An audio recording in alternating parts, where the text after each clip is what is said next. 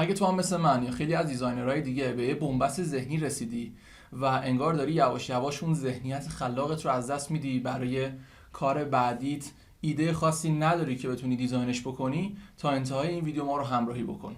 اینجا قراره که یه سری از تجربیاتمون رو با شما به اشتراک بذاریم و در رابطه با چند تا راهکار صحبت بکنیم.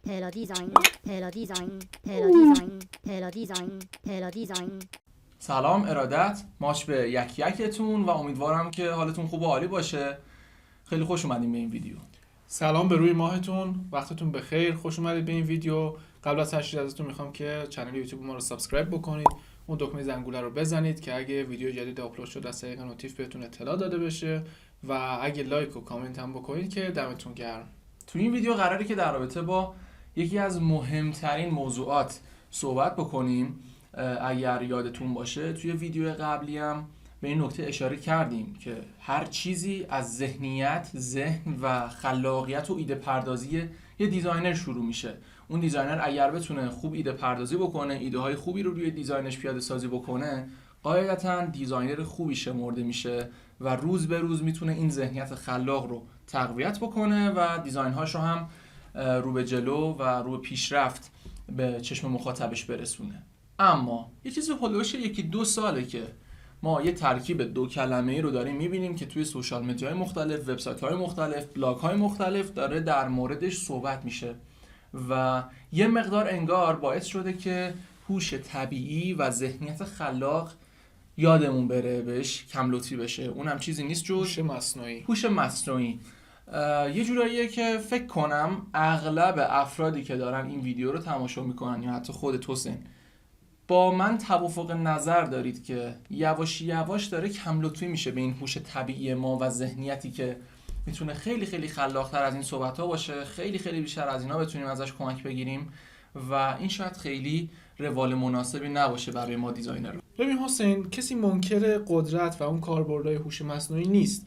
یعنی نمیخوایم بگیم هوش مصنوعی بده. ما فقط حرف ما اینه که هوش طبیعیمون داره زیر سایه هوش مصنوعی میره. یعنی هوش مصنوعی داره انگار قدرت نمایی میکنه جلوی هوش طبیعی، در صورتی که نباید اینجوری باشه.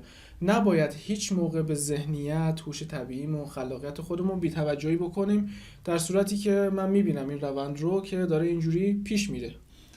یه جورایی هم شده توی حالا حوزه‌های کاری مختلف افراد مختلف نگران این مسئله هستن که نباید با پیشرفت هوش مصنوعی من کارم رو از دست بدم. ما کلاً تا زمانی که ذهنیت و هوش طبیعی خودمون این رو نپذیرفته که قراره از هوش مصنوعی استفاده بکنیم، قاعدتاً نباید نگران این قضیه باشی که آیا هوش مصنوعی جای منو میگیره، جای منو پر میکنه. به نظرم توی همین حیطه کاری دیزاین که خودم توی این حوزه دارم فعالیت میکنم دارم میگم این رو، به نظرم بیشتر نگران این قضیه باید باشی که من اگر خلاقیتم رو از دست بدم، اونو گمش بکنم و نتونم برای هیچ وقت پیداش بکنم دوباره، اون موقع است که کارم رو از دست میدم یا نه باز میتونم کار کنم. من میگم اگر احیانا همچین حالتی برات پیش بیاد برای یه مدت زمان زیادی، به اون نقطه خیلی نزدیکتر میشی که یواش یواش کارت رو هم از دست بدی. بنابراین خیلی خیلی مهمه که بتونی این ذهنیت خلاق و این هوش طبیعی که خیلی خیلی زیاد میتونی ازش بهره بگیری رو یواش یواش تقویت بکنی و یه سری تمرین رو در طول روزمره برای خودت در نظر بگیری که این ذهن خلاق و خلاق‌تر بشه، طرز دیدت نسبت به محیط اطراف، دنیای اطراف، طبیعت، چیزایی که میبینی تغییر پیدا بکنه و به راحتی بتونی ایده بگیری، الهام بگیری. ما این کار رو بهش میگیم اینسپیریشن کردن. اگر جای مختلف توی بلاگ های مختلف، پست های مختلف، سوشال مدیا این کلمه به چشتون خورده، اینسپیریشن دقیقاً همینه، چیزی که من توضیح دادم. و اما اینجا قراره که توی 7 مرحله طبق تجربیاتی که خودمون داشتیم بهتون یاد بدیم که چطوری میشه یه اینسپیریشن خوب و اصولی داشت و اون رو توی دیزاینامون هم به خوبی پیاده سازی بکنیم. قبل از شروع توضیح این 7 مرحله ازتون میخوام که کانال یوتیوب ما رو سابسکرایب بکنید، دکمه زنگوله رو بزنید که اگه ویدیو جدید آپلود شد از طریق نوتیف بهتون اطلاع داده بشه و خیلی ممنون میشیم که اگه لایک و کامنت بذارید. بسیار خوب. ما توی این 7 مرحله همه چیز رو از مرحله اول یعنی آمادگی ذهن آغاز میکنیم. کلاً ذهن ما، من بخوام مثال بزنم، مثل یه موبایله. ما اگر بخوایم یه اپلیکیشن جدید، یه عکسی بگیریم یا نمیدونم ویدیوی چیزی بخوایم بگیریم با موبایلمون و حافظه پر باشه به همون ارور میده، میگه برو یه قسمتی از این حافظه رو خالی بکن برگرد اون موقع در خدمتتم. مغز ما همین شکلیه، یه سری خونه های کوچولو کوچولو داخل مغز ما هستش، ایده میره اونجاها میشینه و اونا رو برای ما نگهداری میکنه مغز. اگر احیانا مغز آمادگی این رو نداشته باشه که ایده جدید رو در خودش نگهداری بکنه، قاعدتاً بهمون ارور میده، میگه آقا من الان توانایی دریافت ایده جدید رو ندارم، برو خودت رو برای این کار آماده بکن. حالا این آماده سازیه یک مسئله کاملا شخصیه. ممکنه برای من پیاده روی جوابگو باشه، ممکنه برای حسین نوشیدن یه لیوان مثلا چای، قهوه یا آب راهگشا باشه و برای هر کسی به خودش بستگی داره. الان خودت بهتر هر کس دیگه خودت رو میشناسی. اون چیزی که تو رو از یه سری افکار بیهوده و یه سری افکار شلوغ پلوغ خارج میکنه، دور میکنه و سعی میکنه که تو رو آماده دریافت ایده جدید بکنه چیه؟ اون رو لطفاً اولویت قرار بده و قبل از اینکه اصلا بشینی پای سیستم بخوای دیزاین بکنی اون رو انجام بده. اما دو تا راهکار هستش که تقریبا برای همه افراد مشترکه، یعنی برای من ممکنه جواب بده، برای شما ممکنه جواب بده و از یه جامعه آماری 100 نفره ممکنه برای 90 نفر راهگشا باشه این دوتا. اولیش اینه که بتونی به راحتی نفس کشیدن رو تمرین بکنی. زمانی که داری دست و پا میزنی هیچ ایده‌ای نمیاد، یواش یواش به نفس کشیدنت فکر کن. به محض اینکه به نفس‌هات فکر میکنی، یواش یواش سعی میکنی که این رو کنترل شده تر انجامش بدی، ناخودآگاهت ولی یواش یواش سعی میکنی که بهتر نفس بکشی و تنظیم تر میکنی نفس کشیدنت رو. مغز داره دست و پا میزنه که اکسیژن بیشتری دریافت کنه که تو رو به اون حل مسئله نزدیکتر بکنه. بنابراین راحتتر، بهتر و یه جورایی میشه گفت عمیق‌تر نفس بکش. راه حل دوم چیه؟ بعضیا هستن که توی دیزاینه دارن دست و پا میزنن، خوب عذاب در نمیاد، یه جورایی خودتون دیگه متوجه این منظور میشید. همون لحظه یاد بگیر که یه ربع، نیم ساعت، یه ساعت، یک بازه زمانی کوتاه رو به خودت توقف بدی، بری برگردی. زمانی که رفتی و برگشتی تازه میاد دستت، متوجه این قضیه میشه که من اصلا چیکار کرده بودم نیم ساعت، یه ساعت پیش. این دوتا رو ترکیب کن. این وسط یه وبسایتم بهت پیشنهاد میدم، وبسایت لایف ات. این پایینم آدرس وبسایت رو میتونید ببینید. این وبسایت مکان‌ها، لوکیشن‌های مختلف رو برای شما شبیه سازی میکنه. مثلا یه هتل توی آمریکا، یه دونه کتابخونه توی ژاپن الی آخر. توی این فضا ممکنه شما قرار بگیرید، بتونید راحت‌تر تمرکز کنید روی دیزاین. این به نظرم خیلی خیلی جذابه. جاها و لوکیشن‌های مختلفی هم داره، خودم تستش کردم، به شدت جذابه. شبیه سازی خیلی جذابه. آره واقعا جذابه. موزیک هم داره، یه موزیک لایتی داره و شما میتونید از این بهره ببرید. همونجوری که حسین گفت، آمادگی ذهنی برای دیزاینر خیلی اهمیت بالایی داره، چون که کار دیزاینی کار ذهنیه. یعنی ممکنه از نظر جسمی هیچ گونه خستگی نداشته باشی اما نتونی دیزاین بکنی یا به اصطلاح آرت بلاک باشی. بنابراین خیلی جدی بگیرید این مرحله رو و وقتی این مرحله رو اوکی کردید، یعنی ذهنتون آماده شد، میتونید با ما وارد مرحله بعدی بشید که مرحله دوم هستش، دیدن نمونه کارهای خوب. حسین، نمونه کار خوب رو به نظرم میتونم به این تشبیه بکنم که همونجوری که یه موزیسین باید موزیکای خوب گوش بده تا گوشش عادت بکنه به شنیدن اون موزیکای خوب، یه دیزاینر هم باید از طریق سورسایی که حالا بهشون معرفی میکنم تو ویدیوهای بینایی رو درگیر کنه، بینایی رو درگیر کنه، چشش عادت کنه به دیدن اون نمونه کارهای خوب. حالا میتونه نمونه کار خوب تو سورسای اینسپیریشن دیزاین باشه، میتونه دیدن موارد دیگه مثل یه دکور خوب، یه عکس زیبا، حتی تو طبیعت، چیزایی که میتونه بهش دید خوب و خلاق‌تر و متفاوت‌تری بده رو ببینه، خیلی خیلی میتونه بهش کمک بکنه. حالا از طریق اون سورسایی که معرفی میکنیم یه سری نمونه کار خوب رو دیزاینر میره میبینه، اونا رو سیو میکنه و وقتی که اونا رو سیو کرد میتونه وارد مرحله بعدی بشه. حالا که وارد مرحله سوم شده، یه عالمه عکس برای خودش سیو کرده، من اسمشو میذارم سیویجات. الان یه سیویجات خوب و جذاب برای خودش داره و وقت این رسیده که بیاد یه سری نوت روی اینا بنویسه. من این عکس رو برای چی سیو کرده بودم؟ این دیزاینر رو فلان جا دیده بودم، خب چرا سیوش کردم؟ این برای هممون پیش اومده. ممکنه یه عکسی چیزی دیدیم یه جایی توی یکی از پروژه‌هامون، نمیدونیم اینو چرا سیوش کردیم. خب اگر بیای به راحتی یه دونه نوت، یه دونه متن، یه دونه یادداشت کنارش بنویسی، این سردرگمی دیگه پیش نمیاد. به این کار میگن ساختن مودبورد. 2 تا پلتفرم بهت معرفی میکنم. اولیش فیگ جمه، زیر مجموعه فیگما، احتمالاً هم باش کار کردی. دومین پلتفرم هم میروه. جفتشون آنلاینن و میتونید ازش استفاده بکنید. اینا برای ساخت مودبورد خیلی مناسبن. به راحتی استیکی نوت رو میچسبونید روی عکس و علت این که چرا سیوش کرده بود، مثلا فلان سکشنش خوشم اومده بود، ایده مثلا دیزاین کارتش خیلی برام جالب بود، نویگیشن بارش برای من جذابیت داشته، اون علت رو مینویسید و مودبوردتون رو تشکیل میدید. حالا حسین، وقتی که دیزاینر مرحله سوم رو پشت سر گذاشت، یه عالم سیو ایجاد داره روی اون مودبوردی که ساخته. کلی سیو ایجاد داره که حالا باید وارد مرحله 4 بشه. مرحله 4 باید این سیواشو محدود بکنه، مرحله به مرحله، استپ بای استپ. باید مثلا 20 تا اگه عکس سیو کرده، اونا رو کم کم تبدیل کنه به 10 تا، 5 تا و بهتریناشو انتخاب کنه تا بتونه از اون ایده ها برای مرحله بعدی استفاده بکنه. یه جورایی میشه گفتش که تو این مرحله محدود سازی ما 2 دسته دیزاینر داریم. دسته اول کسایی هستن که به قول خودت مثلا 20 تا عکس داریم، این 20 تا عکس رو میارن دو تا بغل همدیگه قرار میدن، یعنی تبدیلش میکنه به 10 تا گروه دوتایی، دو تا کنار همدیگه، یه مقایسه بین این دوتا برقرار میکنه، یکی رو حذف میکنه، یکی رو نگه میداره. الان 10 تا عکس براش باقی مونده. یه بار دیگه این مرحله رو تکرار میکنه، یعنی تبدیلش میکنه به 5 تا گروه دوتایی، یه دونه رو حذف میکنه از این دوتا، یه دونه رو نگه میداره و در نهایت 5 تا عکس براش باقی مونده. گلچینش شده 5 تا. اینجا میتونه سلیقه رو یه مقدار درگیر کار بکنه و ببینه بین این 5 تا یا عکسی هستش که خیلی به کارش نمیاد، میتونه قیدمون هم بزنه و بذارتش کنار و در نهایت 3 تا 4 تا یا 5 تا عکس باقی بمونه به عنوان سورس اصلی اینسپیریشن برای دیزاین جدیدش. دسته دوم چیکار میکنن؟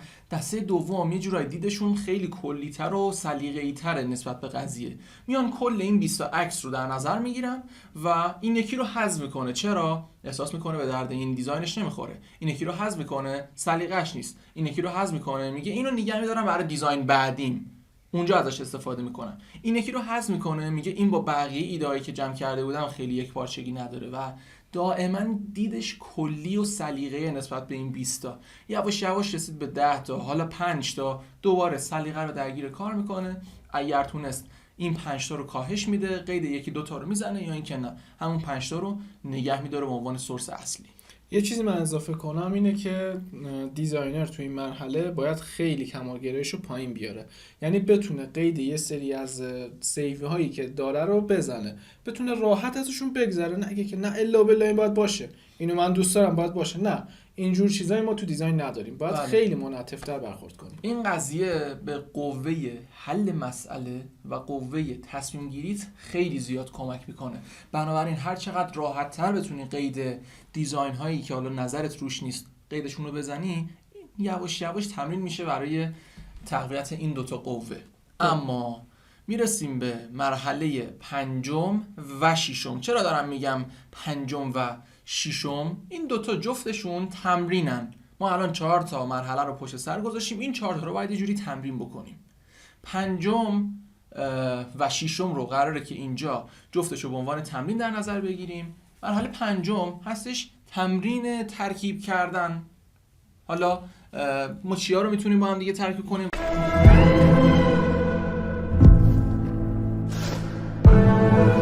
و این قضیه از کجا میتونه شروع بشه؟ یعنی اینکه دیزاینر وقتی به این مرحله میرسه با ساده ترین چیزا ترکیب کردن رو تمرین بکنه. آره. به عنوان مثال 4 تا رنگ داره، اونا رو بتونه خیلی خوب با هم ترکیب بکنه. بله. یعنی این ترکیبه رو تمرین بکنه. یا نه چند تا وسیله برای روی دکور میز کاریش داره، اونا رو جوری بچینه رو میز که واقعا دکور زیبایی به چشم بیاد و ترکیبشون ترکیب خوبی بشه. این مرحله هستش که به قوه ترکیب کردن دیزاینر کمک میکنه.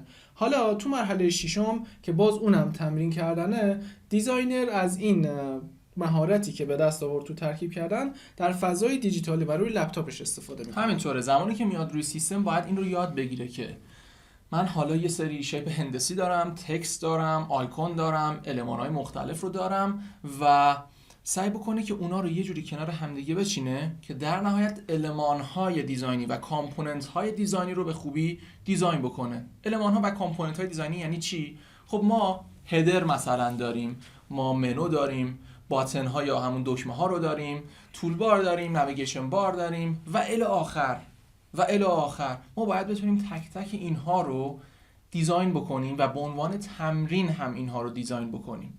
اسم مرحله ششم رو گذاشتیم المان محور، تمرین هایی که المان محوره. من مثلا به طور مثال میام در نظر میگیرم یک بازه زمانی محدود، مثلا هفتگی. توی یک هفته من بیام فقط و فقط دراپ دان دیزاین بکنم. روز هفتم من 7 تا دراپ دان دارم اما با ایده های متفاوت. یعنی چی؟ هیچ کدوم شبیه هم نیستن. دقیقاً همین شکلیه. دراپ دانی که روز دوم دیزاین میکنم با دراپ دانی که روز اول دیزاین کرده بودم باید ایدهش کاملا متفاوت باشه. روز سومیه با دومیه باید متفاوت باشه و الی آخر. من این رو دارم برای یک هفته و برای دراپ دان مثال میزنم. شما میتونید توی 5 روز این کار رو انجام بدید برای طراحی مثلا نویگیشن بار. هیچ فرقی نمیکنه.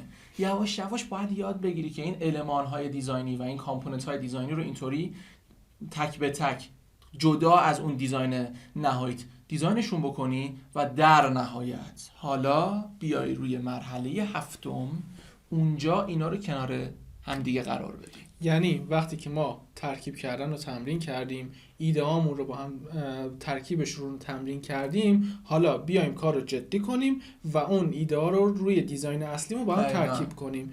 ممکنه توی این مرحله یه سری اتفاقا بیفته، مثلا این ایده به دیزاینم نمیخوره، این ایده رو من نتونستم خوب پیاده سازی کنم یا هر دلیل دیگه. اینجا جاییه که باید دیزاینر برگرده به مراحلی که ما گفتیم مرحله 4مش و باز از مرحله 4 تک به تک مراحل رو پیش بره تا برگرده به همینجا و با مراجعه به سورس میتونه مشکلش رو حل کنه. همینطوره. یه دیزاینر دائما در فرایند دیزاین با یه سری سوال، چالش و یه سری خلأها روبرو میشه. اونجاها نباید بگی خب این نمیشه دیگه بذارمش کنار، خداحافظ. اگر قرار بر این باشه شما قوه حل مسئله، قوه تصمیم گیری، چیزایی که تقویت کرده بودی خب کجا میره؟ اینجا دوباره این قوه باید به کارت بیاد. یعنی مرحله 4 محدودسازی رو دوباره انجام بدی، یاد بگیری ترکیب کنی ایده رو با هم دیگه، روی المان ها و کامپوننت ها اونا رو تست بکنی و در نهایت یه ایده دیگه، ایده خلاقانه تری رو روی دیزاین نهاییت اعمال بکنی که منسجم‌تر و ایدئال‌تر به چشم خودت، مخاطب یا اون کارفرمای برسه. این شکلی دائما داری اینسپیریشن رو تکرار میکنی، ذهنت رو تقویت میکنی، هوش طبیعیت رو تقویت میکنی و این خیلی کمک میکنه به اینسپیریشن بهتر برای دیزاین های بعدیت. حسین اینجا هم یه چیزی اضافه کنم. توی مرحله هفتم باز یه سافت اسکیل دیگه که دیزاینر باید داشته باشه اینه که منعطف باشه. بله. یعنی اونجایی که گفتم ممکنه این ایده به دیزاینش نخوره یا خوب پیاده سازیش نکرده باشه، بتونه قیدشو بزنه برگرده مرحله 4. یعنی این انعطافه خیلی اهمیت بالایی داره. خودت دیگه دیدی دیگه، من خیلی باهاش مواجه میشم این مشکل و برای حلش واقعا گاهی به دست و پا زدن میافتم. بارها باهات صحبت کردم، منطقی غیر منطقی سعی کردیم که با هم دیگه حلش کنیم. این که اصرار بر این داشته باشی که الا بالله من وقت گذاشتم، ایده پیدا کردم، باید ازش استفاده بکنم، این یواش یواش خستت میکنه، استهلاکی میشه اینسپیریشنت، دیزاینت و کلا اون کاری که داری انجام میدی خودت ازش لذت نمیبری.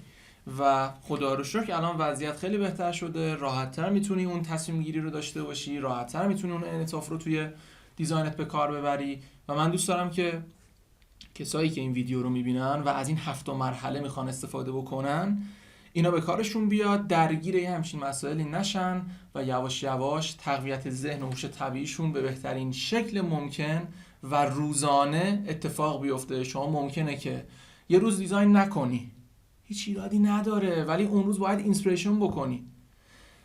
اینسپیریشن یه جورایی تبدیل شده به تغذیه ذهن یک دیزاینر.